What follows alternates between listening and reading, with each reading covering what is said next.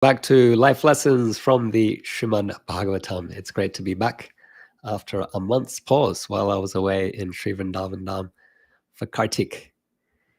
If you're joining us live, just say hello, put a message in the chat so that I know you're here. In the meantime, I'm going to chant some prayers of invocation, glorifying the Srimad Bhagavatam, glorifying the author and the speaker, the author Vyas, the speaker Sukadev Goswami. Srimad Bhagavatam, Canto 1, Chapter 2, Text 2. Shri Sutta Uvacha Yam Prabhajantam Anupetam Apeta Krityam Dvapayano Vidaha Kartara Ajuhava Putreti Tan Mayataya Taravo Binedas Tam Sarvabhuta Hridayam Muninam Anantosmi. Srila Sutta Goswami said, "Let me offer my respectful obeisances unto that great sage, Sukadev Goswami, who can enter the hearts of all. When he went away to take up the renounced order of life, sannyas, leaving home without undergoing reformation by the sacred thread or the ceremonies observed by the higher castes, his father, Vyasadeva, fearing separation from him, cried out, 'O my son!'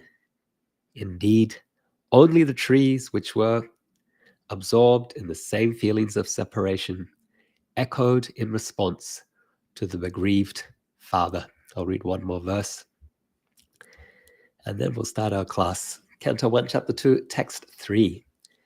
Yasvanubhavam akila shruti sharam ekam adyatmadipam atitira satam tamondam samsarinam karunahaya purana guhyam tam vyasa sunum upayami gurum muninam. Let me offer my respectful obeisances unto him, Sukha, the spiritual master of all sages, the son of Vyasadeva, who out of great compassion for those gross materialists who struggle to cross over the darkest regions of material existence, spoke this most confidential supplement of the cream of Vedic knowledge after having personally assimilated it by experience. Great. Well, Madeira is with us. Madeira sends a greeting. Thank you for joining us, Madeira. It's been a long time, and so grateful to have your association. Kirtidas joining us from Norway, sending gratitude. We have a Chutananda. I'm guessing the Chutananda is joining us from the UK. When we last had contact, that's where you were, Chutananda. Nikunja is with us from Auckland, New Zealand. Nikunja says, Hare Krishna Prabhu. Thank you for joining, Nikunja. It was nice seeing you and Danika in Vrindavan over Kartik. And hopefully you've settled in back in New Zealand. Ananda Kirtan is with us as well from Australia. Ananda Kirtan says, Hare Krishna, welcome back. We are both in Sydney. There you are. Both in Sydney, Australia. Ananda and Joan move between Sydney and Wollongong. Great to have you all here. So, shall we begin the class proper? Let's get going. Welcome, everyone, to Life Lessons from the Srimad Bhagavatam, where each week, twice a week, we discuss a section of the Bhagavatam and consider lessons for life. Today, we are resuming where we left off 1 month ago. That was with the 10th Canto Srimad Bhagavatam, and we're discussing chapters 52 and 54. Our topic, Krishna kidnaps and marries Rukmini. And this is based on chapters, as I said, 52 and 54. When I was in Gurukul in Wollongong, New Govardhan, Australia, as a 9-year-old, our headmaster returned from an international Gurukul headmasters meeting. And I overheard him talking about the Gurukul in Vrindavan. And that inspired within me a desire to join the Vrindavan Gurukul. And this is significant for our discussion today. Within just a few months, I was living in Vrindavan as a student in the Gurukul. And this little story illustrates the power of hearing. I heard about Vrindavan Gurukul from a trusted authority, and we can say that it profoundly changed the course of my life. Journeying to India as a 9-year-old, living there for several years before returning to Australia. Definitely, my life was changed just by overhearing a conversation. And I think you might be able to think of similar stories in your own life. How just hearing about something from someone gave rise to a particular desire, particular goals, or ambitions. And the same principle applies in Krishna consciousness. Srila Prabhupada's most cited verse, or maybe phrase, from the Bhagavad Gita is 7.1, where Krishna says, "Touch Shrinu, just hear." Prabhupada would cite this over and again. Touch Shrinu, just hear. What we hear is very powerful. What we hear, who we hear from, it's very influential on our consciousness. If we hear from devotees about Krishna, it can awaken a desire within us to become Krishna conscious. And so we're going to discuss this within the context of Krishna's marriage to Rukmini Devi. Once again, we're discussing Srimad Bhagavatam, Canto 10, chapters 52 and to 54. Om Namo Bhagavate Vasudevaya. Om Namo Bhagavate Vasudevaya. Om Namo Bhagavate Vasudevaya.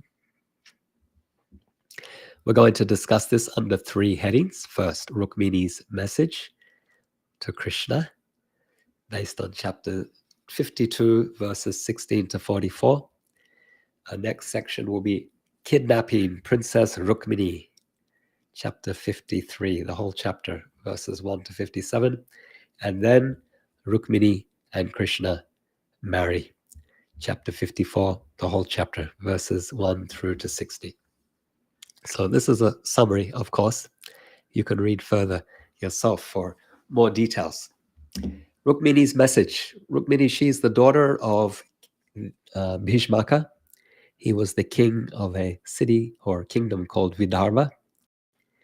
And she heard about Krishna's beauty and qualities from sages like Narada Muni, who would visit her father's court, and they would describe Krishna. And as they described Krishna to the king, Bhishmaka, and the other courtiers or those assembled there, she also had the opportunity to hear about Krishna, and an attraction awakened in her heart. And she decided that Krishna and Krishna alone would be her husband. What's interesting is that Krishna also heard about Rukmini. He heard about her qualities, her beauty, and he wanted to marry her as well. And so, unfortunately, Rukmini's brother, his name was Rukmi. She had several brothers, but the eldest of these brothers was Rukmi. And he was envious of Krishna. And although Rukmini's father and mother and others, they all wanted her to marry Krishna, Rukmi was sternly against it, and he wanted her instead to marry his friend, the demon Shishupal. And so the arrangements were made for Rukmini to marry King Shishupal. And so Rukmini, she decided to take matters into her own hand. She called for a trustworthy Brahmana and communicated a message to him, expressing her love for Krishna. And she requested that Brahmana to deliver her message to Krishna. And so this Brahmana, he traveled to Dvarka. Arriving there, Krishna welcomed and honored him. And the Brahmana, he conveyed Rukmini's message. It's given to us in this 52nd chapter of the Bhagavatam, verses 37 to 43. She addresses Krishna, "O beauty of the worlds, having heard of your qualities, which enter the ears of those who hear and remove their bodily distress, and having heard of your beauty, which fulfills all the visual desires of those who see, I have fixed my shameless mind upon you, O Krishna." O Mukunda, you are equal only to yourself in lineage, character, beauty, youthfulness, wealth, and influence. O lion among men, you delight the minds of all humankind. What aristocratic, sober-minded, and marriageable girl of a good family would not choose you as her husband when the proper time has come? She's making her case here. Therefore, my dear Lord, I have chosen you as my husband, and I surrender myself to you. Please come swiftly, Almighty One, and make me your wife. My dear lotus-eyed Lord, let Shishupal never touch the hero's portion like a jackal stealing the property of a lion. She's a Kshatriya girl, and she speaks in these terms as well, also to awaken Krishna's Kshatriya nature. She makes a prayer here. If I have sufficiently worshipped the Supreme Personality of Godhead by pious works, sacrifices, charity, rituals, and vows, also by worshipping the demigods, brahmanas, and gurus, then may Gadagraja come and take my hand, and not Dharmagosha's son or anyone else. Gadagraja here means Krishna who holds the club. O unconquerable one, tomorrow when my marriage ceremony is about to begin, you should arrive unseen in Vidarbha and surround yourself with the leaders of your army. Then crush the forces of Chaitya and Magadendra and marry me in the Rakshasa style, winning me with your valor. In the Rakshasa style means by kidnapping. Excuse me. Manu Samhita or the Dharma Shastras describe different types of marriage.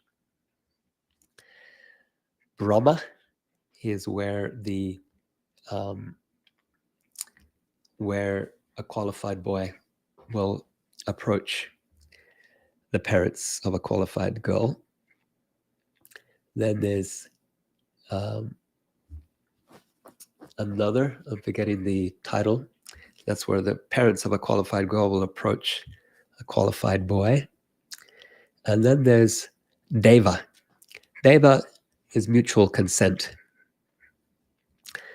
A boy and a girl both agree to be together. And that's more common today. And then there is Rakshasa. That is where a boy will kidnap a girl against her will. That is condemned. There's also Paisatya. Paisatyas are like ghosts, and that's where a girl is sold by her family. It's also condemned, not approved by Manu. But the Rakshasa process, it is approved for Kshatriyas. And so here it is. She's telling Krishna, you can do this. You can kidnap me. You marry me by the Rakshasa method. Come and kidnap me. In a sense, it's Deva as well, because they're both mutually agreeing. But she's bringing some drama in here. She wants to be kidnapped by Krishna heroically. The valor of her knight in shining armor, so to speak, who will come and sweep her away. Okay, let's continue with her message. Since I'll be staying within the inner chambers of the palace, you may wonder, how can I carry you away without killing some of your relatives? But I shall tell you the way. She's thought of everything. On the day before the marriage, there is a grand procession to honor the family's deity. And in this procession, the new bride goes outside the city to visit goddess Girija. That's Ambika or Devi. So there it is. She's thought everything through. You kidnap me when I'm outside of the palace walls, going to the temple, which is less protected. There will be your chance. So she concludes by saying, O lotus-eyed one, great souls like Lord Shiva hanker to bathe in the dust of your lotus feet and thereby destroy their ignorance. If I cannot obtain your mercy, I shall give up my vital force, which will have become weak from severe penances that I will perform. Then, after hundreds of lifetimes of endeavor, I may obtain your mercy. she's showing Krishna how determined she is. So we can pause here and we can just reflect on this point, aside from all the points we've discussed already. But the most important point for us, I would say, is this idea of the power of hearing. Rukmini's awakening of love for Krishna by hearing about him from visiting sages like Narada Muni indicates how simply by hearing about Krishna, if done sincerely, it will create within us attraction towards him, filling our hearts with spiritual satisfaction and a hankering for more of Krishna's association. It leads to complete surrender, Atmanivedanam, the surrender of mind, body, and words unto the Lord. In fact, one of these verses, it is used by Jiva Goswami as an example of Atmani Vedana. I think it's this one here. Therefore, my Lord, I've chosen you as my husband, and I surrender myself to you. Please come swiftly, O Almighty One, and make me your wife. May my dear lotus-eyed Lord, like Shishupal, never touch that hero's portion like a jackal stealing the property of a lion.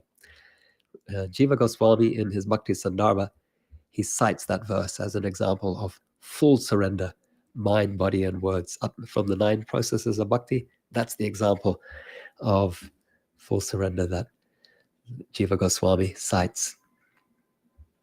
Okay, let's go to our second topic then, and that is kidnapping Princess Rukmini. So we've heard Rukmini's plan. What's Krishna's response? We go now to chapter 53, verses 1 through to 57. Hearing the message of Princess Vaidarbhi, another name for Rukmini, Krishna took the Brahmana messenger's hand and smiling, he told him, just as Rukmini's mind is fixed on me, my mind is fixed on her. I can't sleep at night. I know that Rukmini, out of envy, has forbidden our marriage, but Rukmini has dedicated herself exclusively to me. I will bring her here after thrashing those worthless kings in battle, just as one brings a blazing flame out of firewood. And so with those words, Krishna, he called his charioteer Daruka, and he invited that Brahmana also to ascend his chariot, and they set off for Vidarbha. They traveled very, very quickly. Balaram, meanwhile, understanding that Krishna had left alone in the chariot, he gathered up the Yadu army, and he also went to the kingdom of Vidarbha. The capital there was Kundinapura. So he went to Kundinapura, the capital of Vidarbha, to support Krishna as he was about to undertake this audacious undertaking of kidnapping a princess before her wedding to another king. And surely she'll be well protected, and the other kings will also be there. The other king will be there. Shishupal will be there with his friends as well, who are also kings, and they'll have their armies. So a very audacious move. Therefore, Balaram, he's following up the rear with an army. Prior to Krishna's arrival, Rukmini, she was most anxious. She didn't see the Brahmana. She didn't see Krishna till the night before her wedding. And so she was full of anxiety. But then something happened. Her left side began to twitch. And she took this to be a good omen, something auspicious. For females, Prabhupada explains in his commentary in the Krishna book, he says, for females, twitching on the left side indicates auspiciousness, and for males, twitching on the left side indicates inauspiciousness. So this twitching, Rukmini took to be a good omen. And then as she noticed this good omen, she also saw that a Brahmana was coming.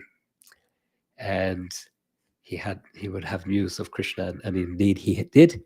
He said that Krishna was coming to fulfill her request that he kidnap her. And so Krishna and Balaram, they arrived in Kundinapur. The king Bhishmaka, he received them well. He honored them with accommodation and gifts. And the people of Vidarbha, they were looking at Krishna and thinking he would be the suitable husband for Rukmini. And so they were praying for their union. Meanwhile, Rukmini, she left the palace to go to the temple of Ambika. She's surrounded by her girlfriends and her aunties and mother, and protected by the king's soldiers who are holding their weapons upraised and ready. There are musicians playing different instruments, mridangas and conchals and horns. And in the temple, she offers her prayer. Namasye tvambike bhikshnam svasantana yutam shivam bhuyat patirme bhagavan Krishna stad anumodatam. O Mother Ambika, wife of Lord Shiva, I repeatedly offer my obeisances unto you, together with your children. May Lord Krishna become my husband. Please grant me this.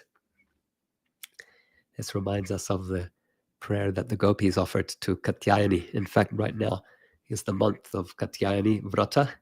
Started at the end of November, will go through pretty much to the end of December. When the gopis in Vrindavan, when we remember how the gopis in Vrindavan, they went each day to the Yamuna in the morning, the cold, with this prayer. Very similar to this one. Nanda Gopusutam Devi Patim Me Kurute Namaha. May the son of Maharaj Nanda become my husband. Katyayani Mahamaye Mahayogin Yarishwari. And so here, Namasye Tvam Bike Bikshnam Krishna Stad Anu Modatam.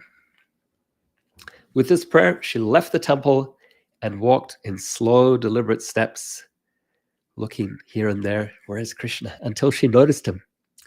And then, as everyone looked on, Krishna came on his chariot and he swept up Rukmini and took her away with him.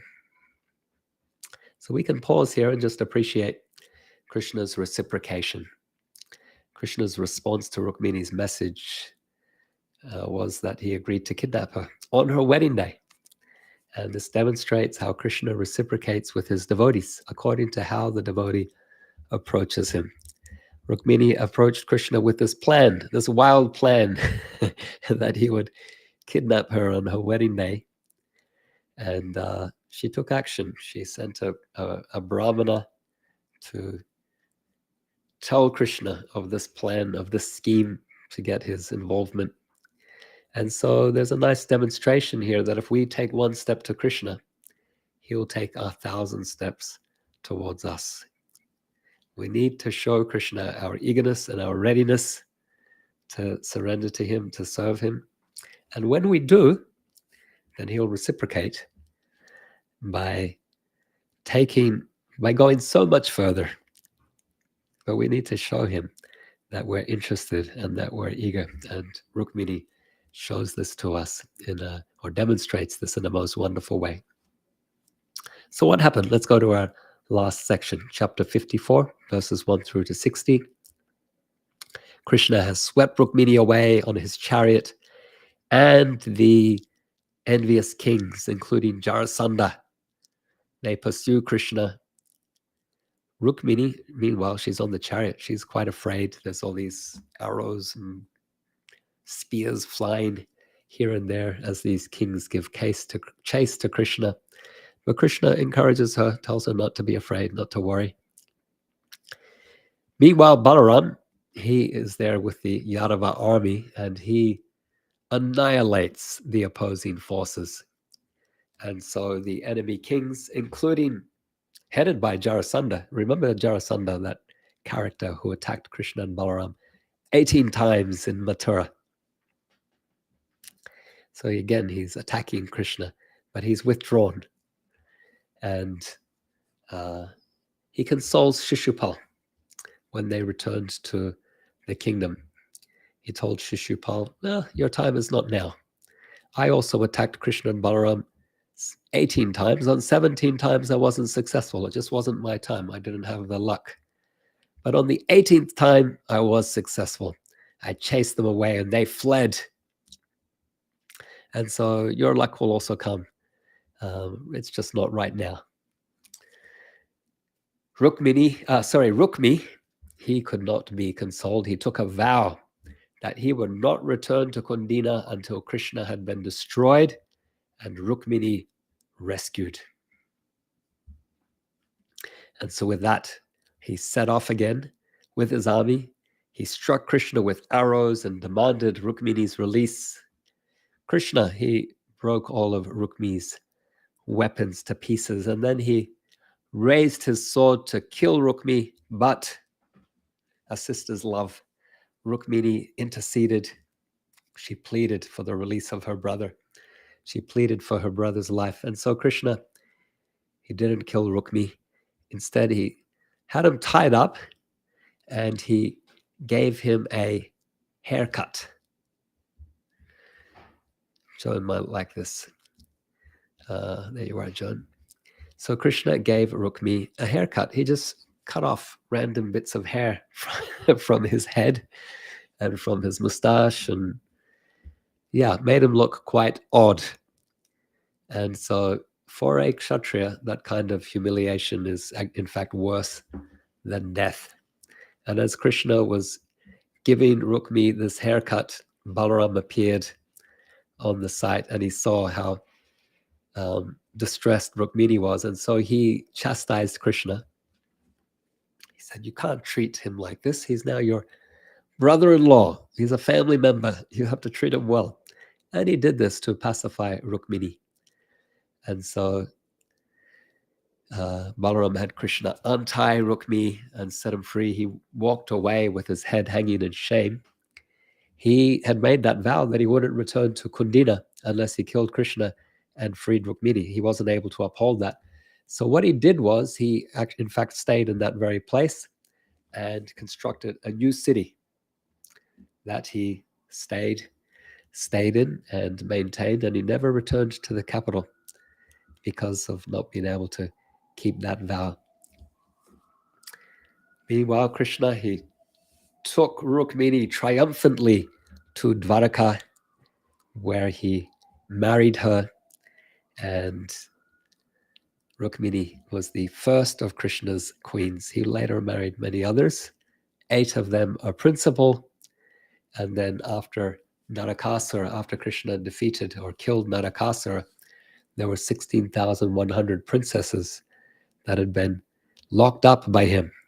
And so when Krishna freed them, then those princesses said to Krishna, where can we go?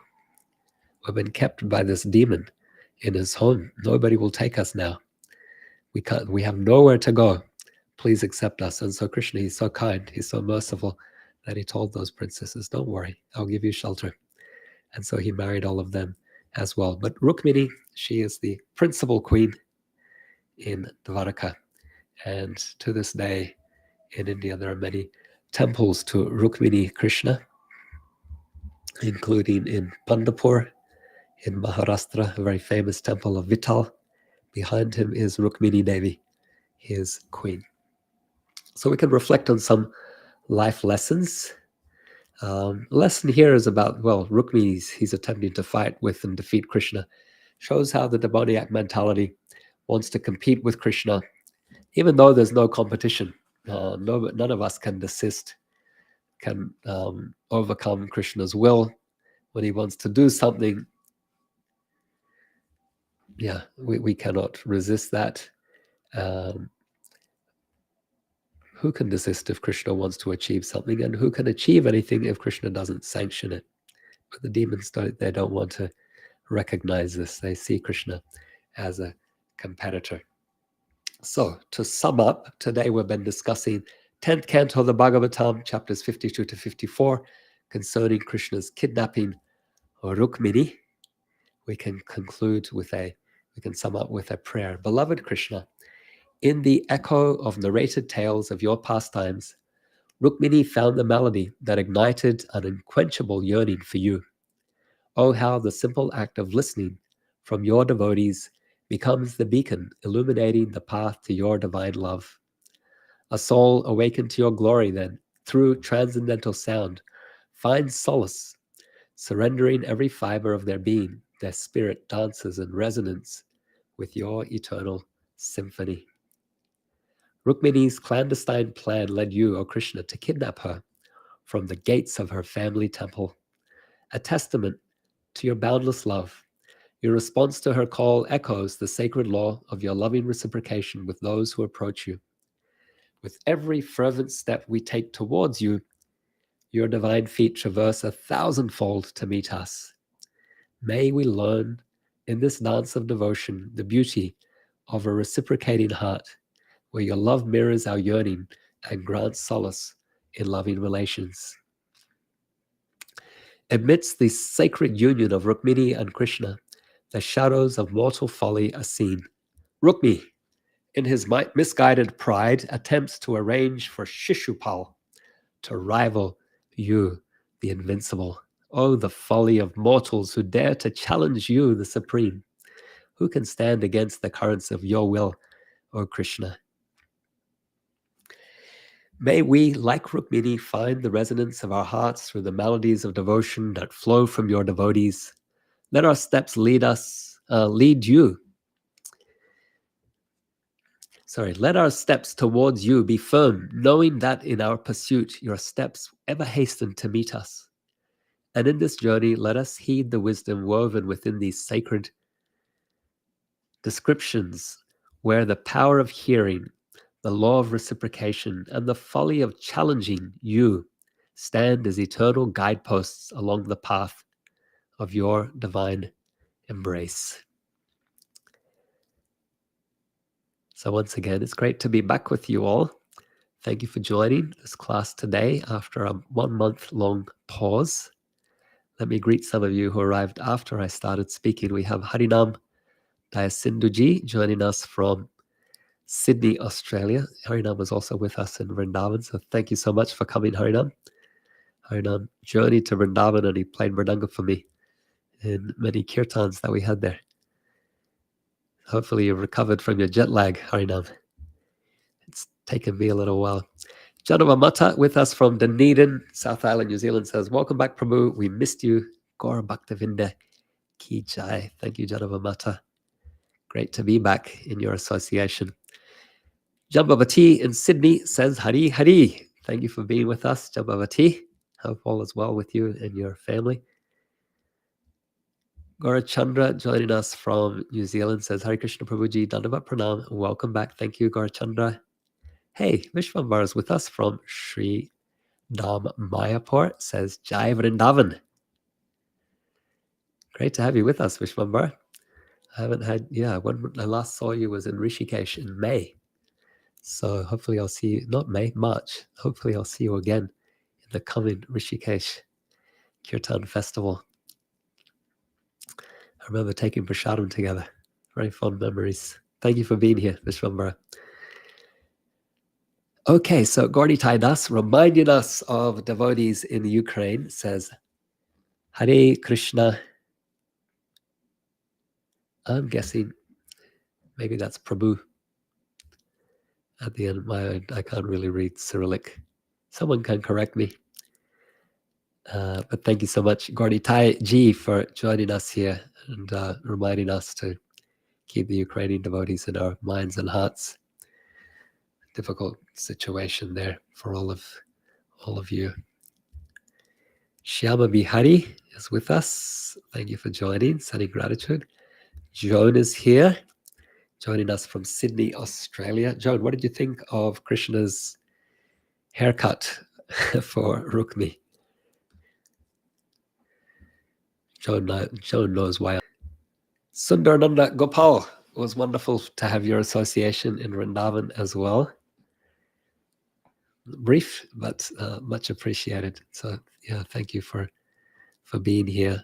Thank you for that opportunity of your association. We look forward to many more such opportunities. Alicia joining us from Auckland, New Zealand says, Kia ora Prabhu, hope you're safe and well. Sorry for the late join. I'm at work. Nectar, mate. Thank you, Alicia. Grateful that you could join us. Great to hear from you. And the last little catchphrase reminding us of our friend Kala Samvara, who was also in Vrindavan, and it was great to spend some time with him. Thank you. Let's see, Shama Manjari joining us from South Africa. Hare Krishna, Sri Prahlad Prabhuji, and all wonderful devotees. Thank you so much for being here, Shama Manjari. We know how late it is there. So we're grateful for your presence. Here's a message from Nikunja. Thank you, Prabhu. Danika and I are so grateful to have your personal sangha and your classes and kirtan. So much mercy and nectar flowing in Vrindavan, especially at the Prikramas with Indujumna Swami. The other marriage is Prajapati, the one without dowry. Okay, good. I'm not sure if you mentioned Gandharva Vivaha. Yeah. Is this pastime? In this pastime, we see Rukmini praying to Mother Ambika, demigoddess. How can we understand that when in the Shastra it is condemned to worship? So can we pray to them in the service of the Lord? Thank you. Nikunja, thank you so much for the comment and the question. It was wonderful having been there in Vrindavan over Kartik, and yes, so much nectar flows in the Dham, especially during that sacred time. The other marriage is Prajapati. Okay, so thank you. Yeah, I couldn't remember the name of the marriage when the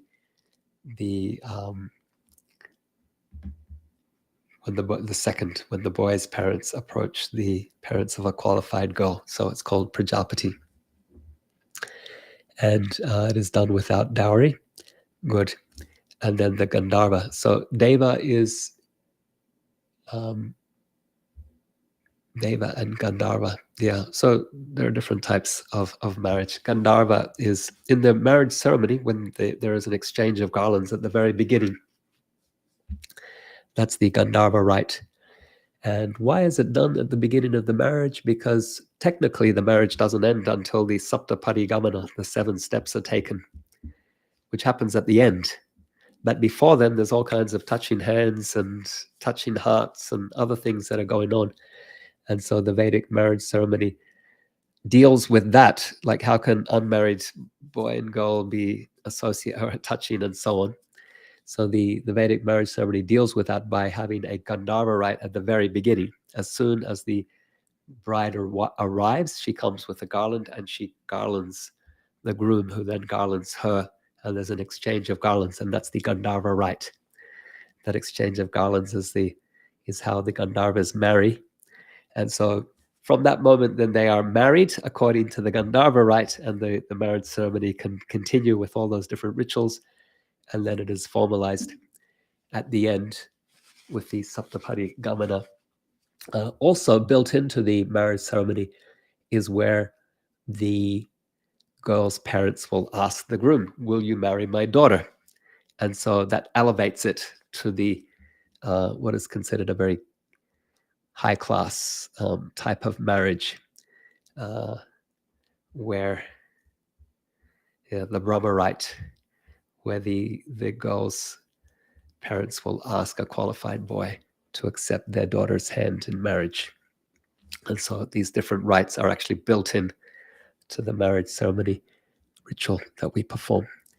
To your last question about praying to demigods, good question. So Jiva Goswami discusses this in the Bhakti Sandarbha. First, he says that devotees don't worship demigods; they worship Krishna, and by worshiping Krishna, he uses the tree and the roots. By watering the roots, then all the branches and leaves, they're also nourished. But then he cites some verses from Shastra which indicate devotees honoring demigods. But then he says, here the devotees are honoring the demigod not as independent of Krishna or equal to Krishna or as superior to Krishna, but as dependent on Krishna and as his devotees. And so that would be the circumstances where devotee honors all living beings as part and parcel of Krishna. Vidya Vinaya Sampane Brahmani Gabhihastini. The humble sage, by virtue of true knowledge, sees with equal vision a learned and gentle Brahman, a cow, an elephant, dog, and dog eater. So everyone is honored by the Vaishnava. And then particularly we honor the Supreme Lord, and we honor everyone in relation to Krishna. We see Paramatma in the hearts of all living beings. But we give special honor to the devotees. And so demigods like Lord Shiva, they're also seen to be great devotees of Krishna. Srimad Bhagavatam says, Vaishnavanam Yata Shambhu. among the devotees, Shiva is the greatest in that particular verse. So, so in that spirit, the devotees will also respect the demigods as Krishna's devotees. And we have nice examples of the gopis approaching goddess Katyayani, asking her to get Krishna as their husband. Similarly, Rukmini here is also honoring Ambika, asking to have Krishna as her husband. And so in Vrindavan, we also honor the devotee. Bhaktivinoda Thakur, he says, Kula Devi Yoga Maya, Yoga Vanchakari. He says the Vaishnavas, they honor you, O Maya Devi, as Kula Devi. They honor they honor you as Yoga Maya, as the goddess who arranges for union of the soul with the Supreme Lord. So that's the attitude. Jiva Goswami gives more technical descriptions as well, but I will leave it there. So he describes the circumstances in which the devotees honor the demigods and the attitude with which the devotees bring in honoring the demigods. And Chaitanya Mahaprabhu, he visited many, many Shiva temples, also described in Chaitanya Charitamrita, where he honored Lord Shiva as Krishna's devotee. And so, yeah, that is the attitude. Oops, I feel like I lost the comments that we had here. Oh no. Yeah, something changed here. And so let's see if I can bring it back by a different display. Otherwise,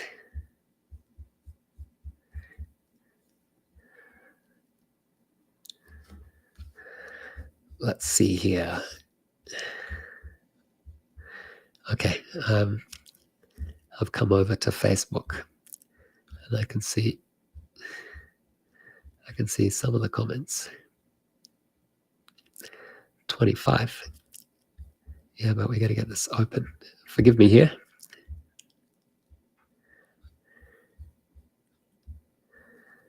It's not going to show me all of them, but I can see some. All right.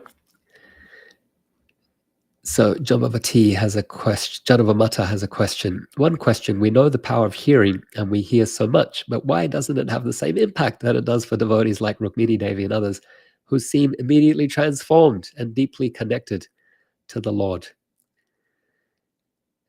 And then there's a related question also from Jadavamata. And another question: sometimes I feel information overload and just want to mainly chant the holy names and go deeper into knowing the Lord that way. Is that okay, or should we force ourselves to read more? Good questions. All right, so let's respond to these. The power of hearing, if it is so powerful, why doesn't it have the same impact as it did for Rukmini?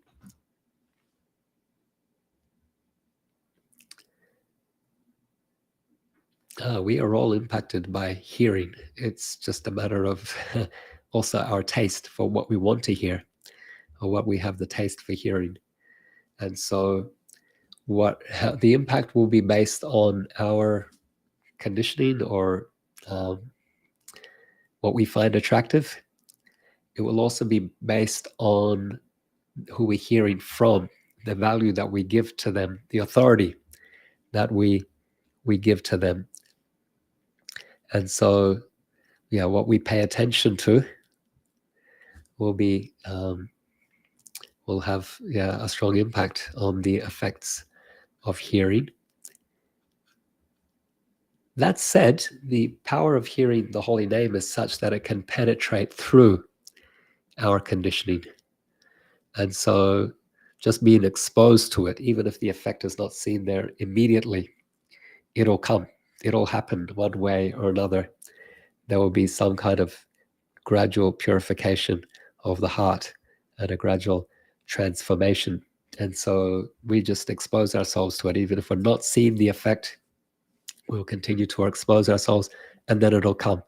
It's like Prabhupada gave this example. Jiva Goswami also gave this example of taking medicine. We might not know how it works, but you take the medicine and there's an effect. Some medicines, we won't see the effect immediately. that it takes time for that effect to be realized. And so the same, it could be there for chanting as well. Maybe it's after a certain point, there's a culminative effect where that transformation happens. So, but the principle is we keep hearing, and that hearing is very powerful. And at some point, maybe for some of us, it's like a stone with drops of water, drip, drip, drip, drip. We don't see how that's having any effect whatsoever. But over a long period of time, that drip of water on a stone can in fact make an indentation, and over time can make a hole and pierce through that stone.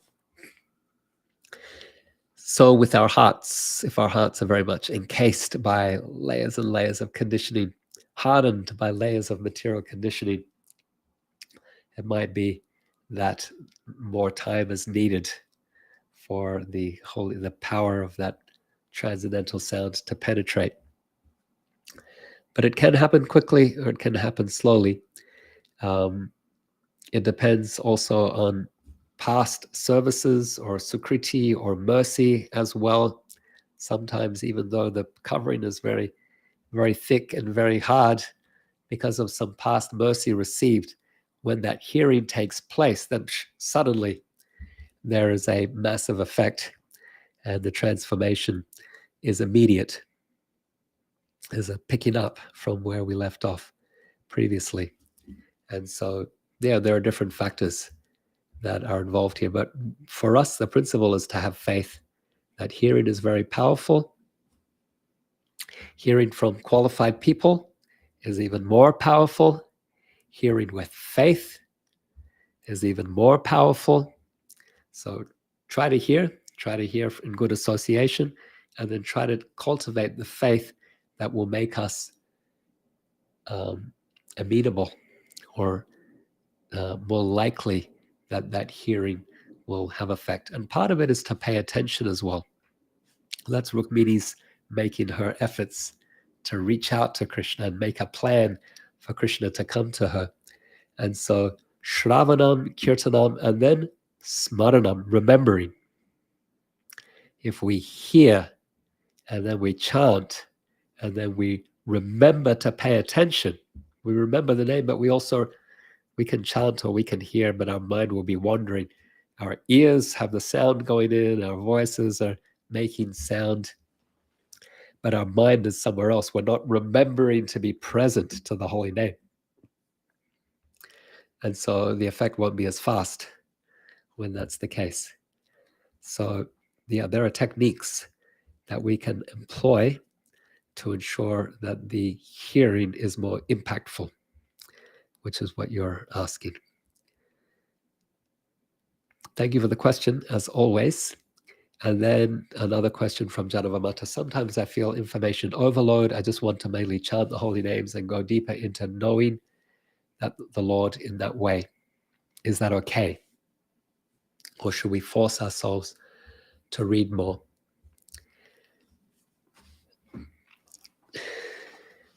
So the hearing has greater effect. Hearing the holy name, chanting the holy name has greater effect when we do so with faith. And hearing of Shastra can awaken that faith.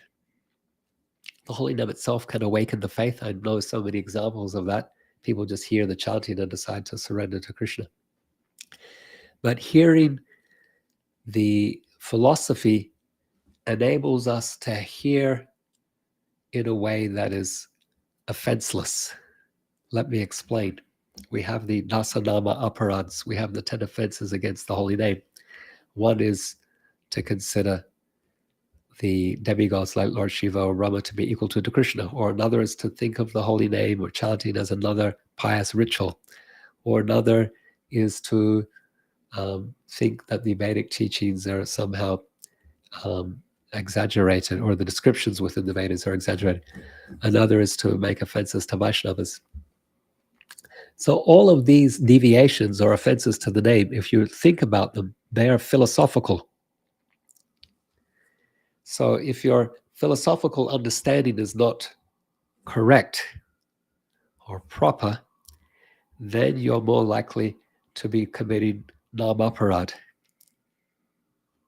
But if you have a proper philosophical understanding by hearing from the authorized Vaishnava Sampradaya line, the teachers in the Sampradaya, you will learn that the Shastra is Krishna's own word, and therefore it is to be not it is to be honored. You will learn that the Vaishnava is special, is dear to Krishna, and therefore to be given all honor. You will learn that the spiritual master is Krishna's representative, and therefore to be honored in that way. So these things we learn from hearing the Shastra, and that makes us more receptive to hearing Surinam and to chanting Surinam. And therefore, it's helpful for us to hear the teachings, the philosophy that our hearing and chanting can be more potent as well. So if we don't have the taste or there's information overload, we can be selective when we will hear the context or the environments or what even. We can be selective in that way. Another thing we can do is some hearing just as a matter of routine. If we don't have the taste for doing it, we can do it as a matter of routine as well. Routine is very helpful for developing healthy habits.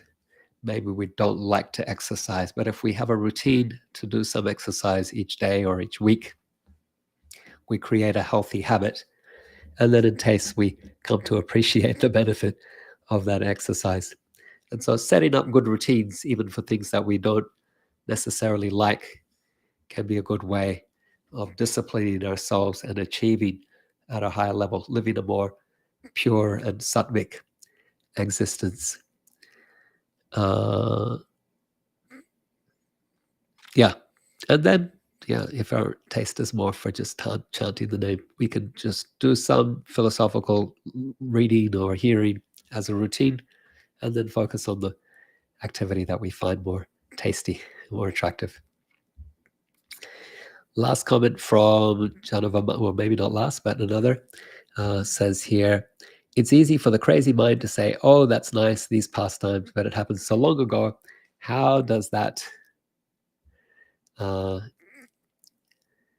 this relate to me now when we hear modern day pastimes, living examples of how the Lord is alive and manifesting through his dear devotees and their service? It seems really wakes us up and increases our faith and enthusiasm. Janava Mata's observation here. It'll be different for different devotees, different people. Krishna's pastimes are also happening in the modern day, but we can also think of these, when we hear these pastimes, we could also, as we try to do in these classes, to think, how do these apply in my life now, today? And what could be some examples of the current application of the principles here? And that can also bring them alive for us, and we can see their significance and relevance even in our lives as aspiring devotees. So thank you for that, Janava Mata. Nikunja says, I'm so grateful to you for providing this platform for us to hear and discuss the pastimes of the Lord and his associates in the assembly of Vaishnavas. Thank you very much for your saintly association. Thank you for your encouragement, Nikunja. And then final word here from Janava Mata. Brilliant answer. Thank you very much. Thank you for your brilliant questions and comments, Janava Mata. Always grateful. Arnam here says, Jai Ho. Okay, thank you also very much for your association. I wish you wealth, health and happiness. I wish you peace and satisfaction in your heart. I wish you loving relationships with devotees. I wish you a deepening of taste for chanting Krishna's holy name, for hearing Krishna's teachings, particularly from Srimad Bhagavatam. I wish you a deepening of appreciation for Vaishnavas, for serving Vaishnavas, and I wish you a deepening of appreciation for the holy Naam and for serving Sri Vigraha. And I wish that through your practices of bhakti, your heart is softened with love and compassion for all living beings, that moves you to share the treasures of bhakti with others as well. Grantaraj Srimad Bhagavatam ki jai, Srila Prabhupada ki jai, Samaveta Bhakta Vrinda ki jai, Nitai Gaur Premanandi, Hari Hari Val.